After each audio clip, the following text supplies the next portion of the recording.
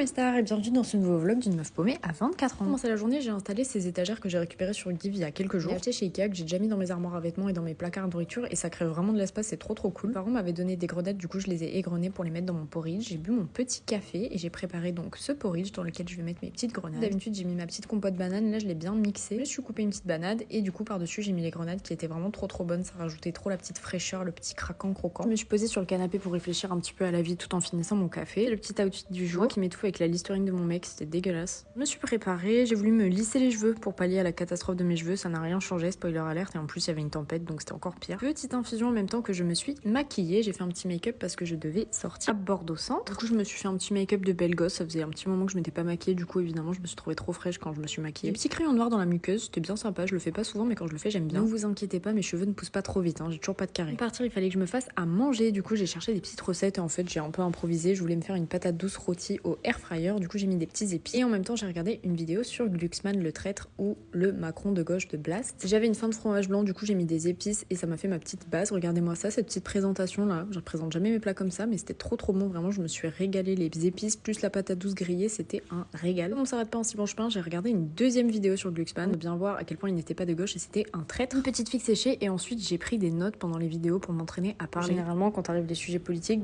moi j'arrive pas vraiment à parler, j'ai l'impression de pas être crédible. Ça va m'aider à avoir des points à argumenter si jamais il y a des gens qui me contredisent ou autre. Je vous laisse avec ce que j'ai un petit peu retenu. La gauche n'est pas la gauche, ce n'est pas la gauche, c'est une gauche de confort et c'est pour ça que les éditorialistes les incriminent pas comme ils vont incriminer LFI ou la NUPES ou le nouveau Front Populaire, la fausse gauche, on va dire le PS et Fort et Glucksmann et tout cela. Mais eux ils sont pas invisibilisés et décrédibilisés dans le débat public. C'est une gauche qui est assez de droite pour la laisser gouverner, assez libérale et qui ne va pas entacher les privilèges des ultra riches et des bourgeois. Que jamais elle remettra en cause l'ordre néolibéral qui est instauré en France. Mon Jospin, c'est le gouvernement qui a le plus privatisé. Glucksmann, il est bien vu dans le débat public parce qu'il est contre LFI, donc forcément ça les arrange et ça leur fait un candidat parfait en opposition dans le sens où ils vont le qualifier à gauche, ça fait leur candidat tête de gauche. Du coup ils vont pouvoir continuer à ridiculiser LFI, Mélenchon et tout ça. Il y a quand même une meuf du gouvernement de Macron qui a dit qu'il avait toute sa place chez eux parce qu'il votait à 90% la même chose en fait au Parlement européen. Donc Glucksmann c'était un grand partisan de Sarkozy. Glucksmann il a quand même refusé de reconnaître le génocide qui est en cours en Palestine. Il a été conseiller d'un dictateur.